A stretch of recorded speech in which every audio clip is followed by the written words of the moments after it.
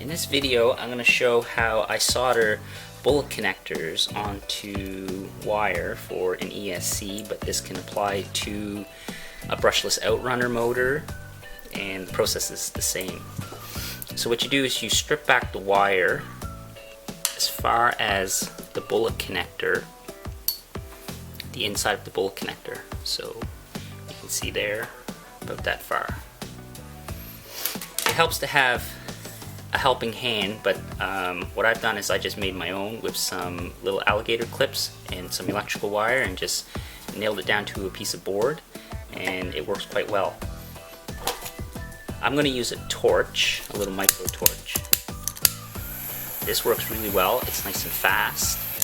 A soldering iron works, I just find it takes too long, so I like using this. You need some electrical solder, and this is rosin core solder.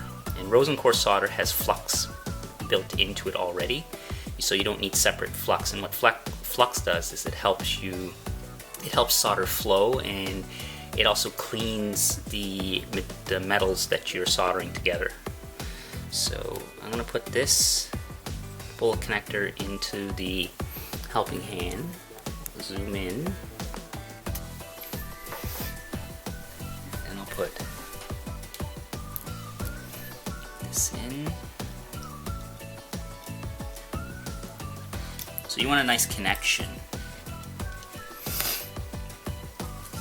And then what you do is you heat the largest part of the metal. You don't want to heat the solder, because all that's going to do is melt the solder.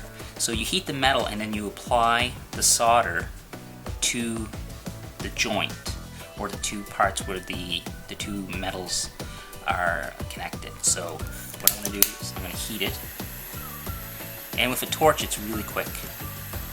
So now I'm just going to apply my solder, and it flows in. So just add a little at a time, remove your torch, add a little more until it fills up the cavity.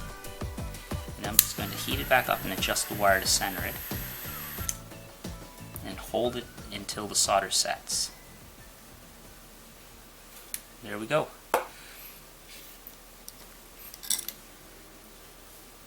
One nice soldered butt connector. And what I'm going to do is I'm going to take some heat shrink, and I'm actually going to heat shrink tubing and cover it.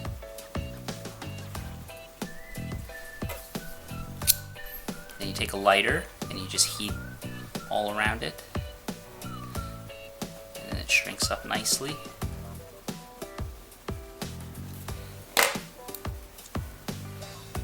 And there you go.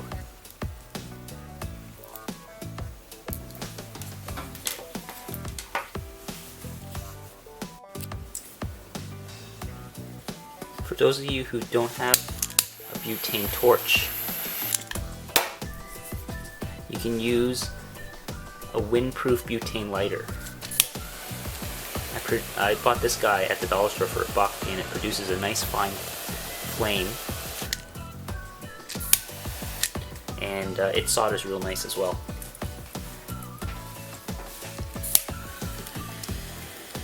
So remember to heat the metal, not the solder. Get it nice and hot. Apply your solder to it.